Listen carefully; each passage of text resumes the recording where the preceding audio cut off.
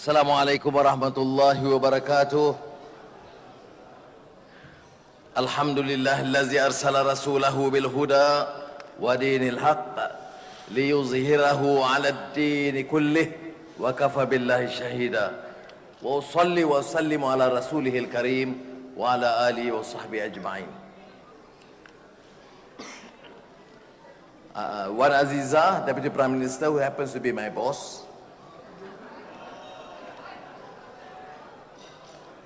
Excellency Khalid Al-Mashari, Speaker, Libyan Parliament,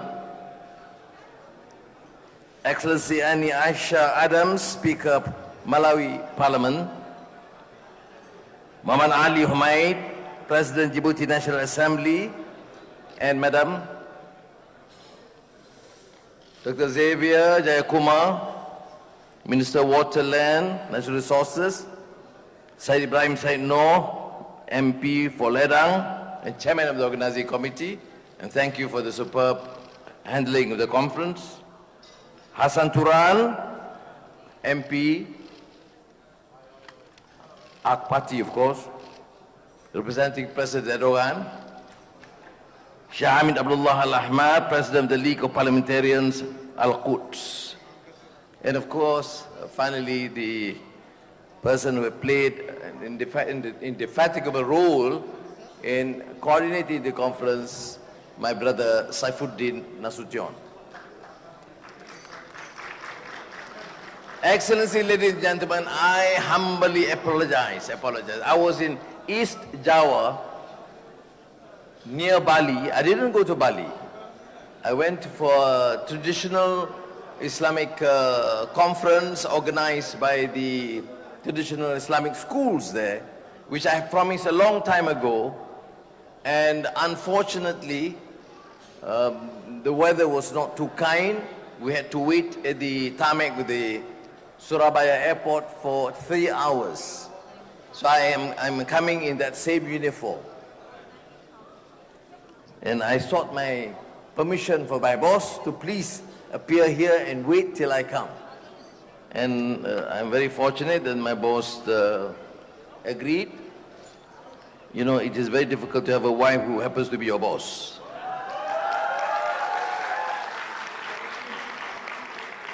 Now, it's a great conference. I've been monitoring.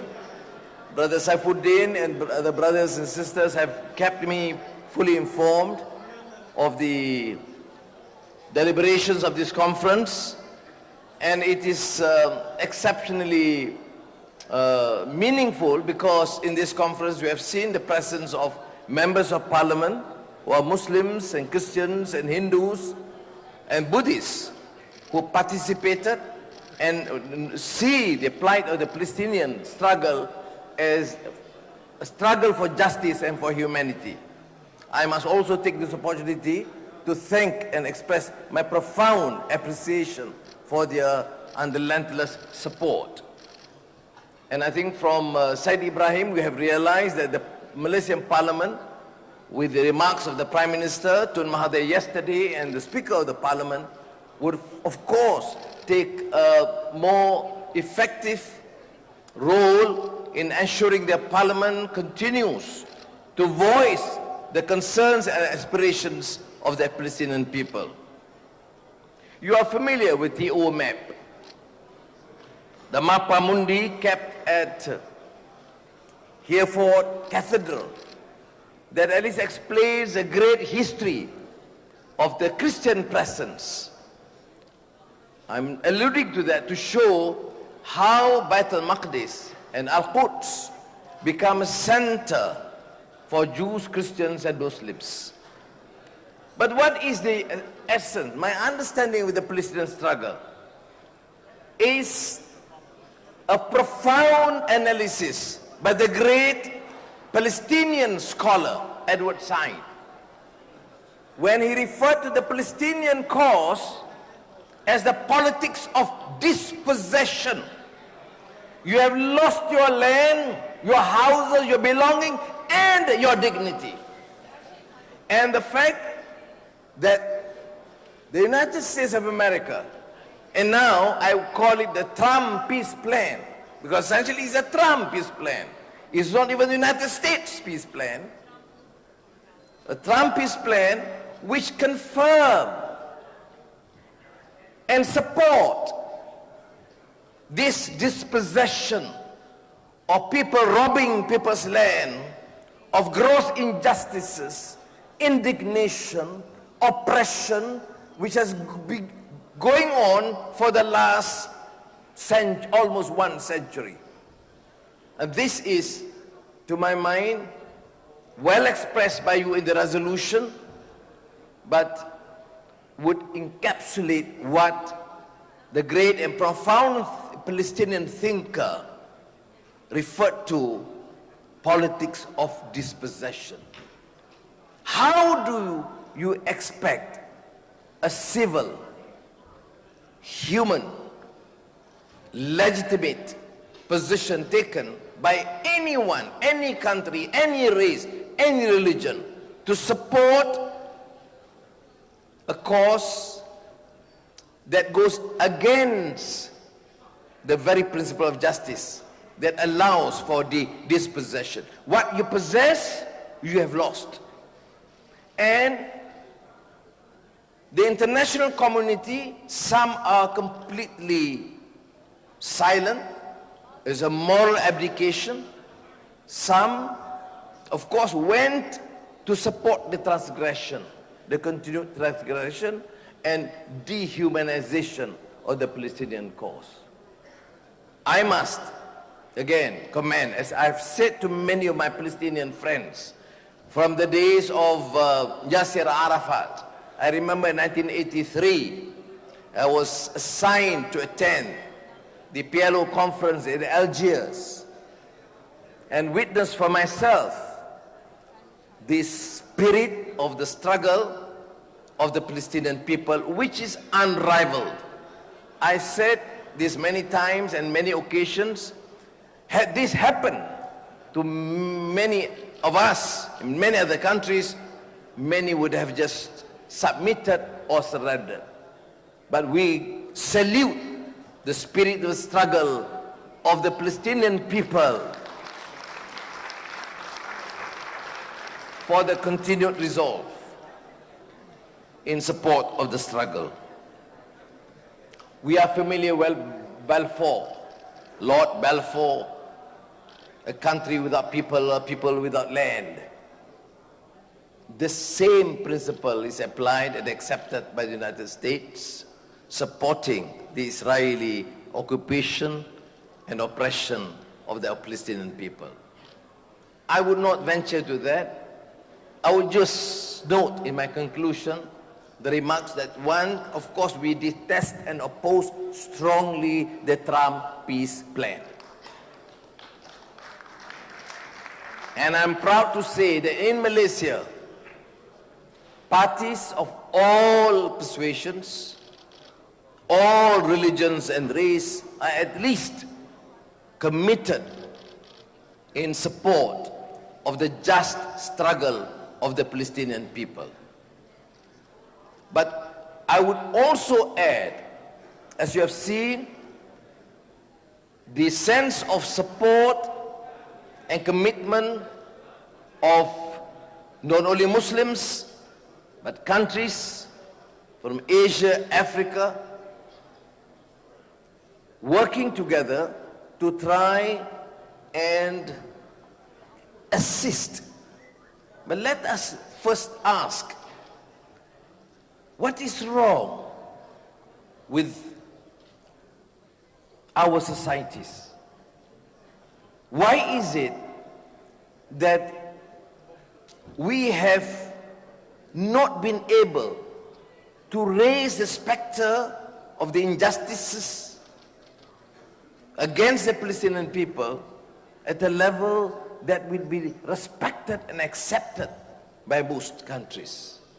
How is it we have allowed resolution after resolution by the United Nations General Assembly be trampled by the brute force of the Israeli army and the support of the United States of America?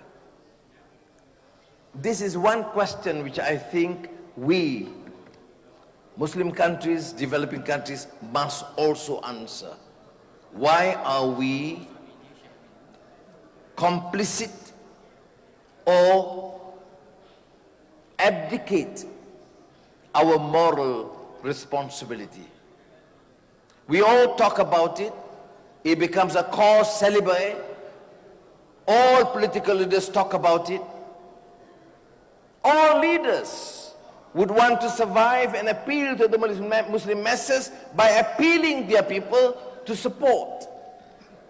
But certainly, we have not seen the level of consistency, commitment, and sincerity in applying this. So our resolution, if I were to make this final remark, is also to call upon Muslim governments. We are legitimate as rulers, we are truly representative of the true aspirations of our people. And our people want justice. Our people demand that we speak up and render whatever support possible to the just struggle of the Palestinian people. And we would certainly use this League of Parliamentarians, Al-Quds,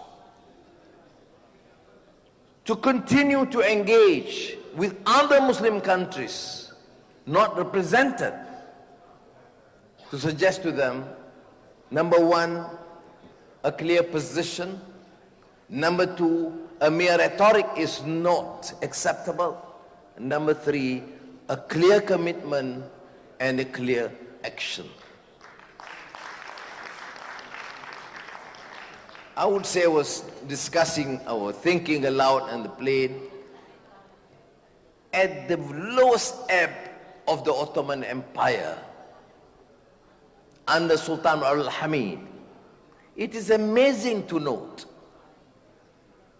an empire that is weak, but even then could stand up to certain basic principles.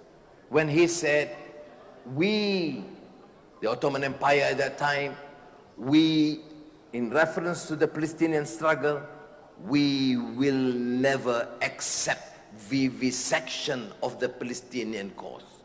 We cannot accept that. At least this historic experience and account would put us into real perspective. I must also comment, there are leaders. Tun Mahathir, you heard yesterday, was got pronounced in his remark in support of the President's cause. You also hear the remark yesterday of President Tayyip Erdogan. But we need more leaders who would show their courage not to placate other masters, but their courage to express what is just, what is right for the Palestinian people and for the just cause of all our people. Thank you. Wassalamu alaikum warahmatullahi wabarakatuh. Waalaikumsalam warahmatullahi taala wabarakatuh. Kami mohon yang berhormat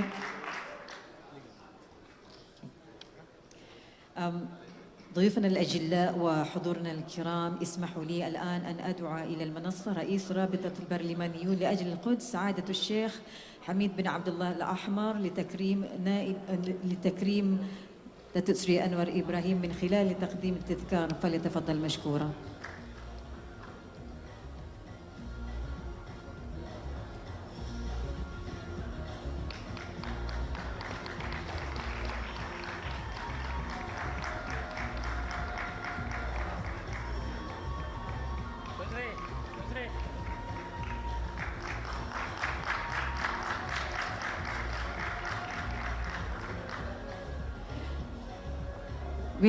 Datuk Sri, can you please remain on the stage? We now would like to invite Honorable Mr. Hassan Turan, Member of Parliament Turkey, to present a memento.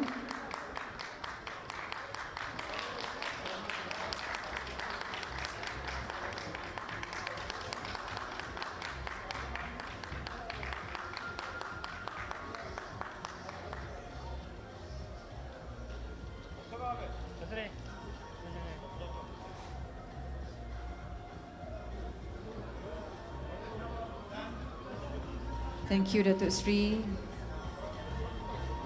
Thank you, gentlemen.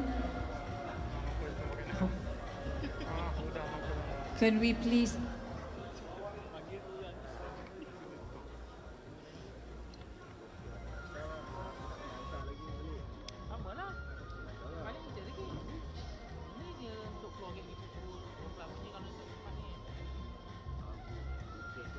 Alright, we would like to invite Datuk Seri for a group photo with all the participants and with Datuk Seri Wan Aziza at the main table.